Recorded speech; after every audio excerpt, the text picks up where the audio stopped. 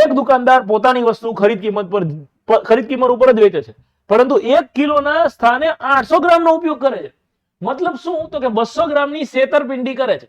આવા છેતરપિંડી વાળા પ્રશ્નો જ્યારે જ્યારે આવે ત્યારે આપણે સીધી ગણતરી કરવાની. શું?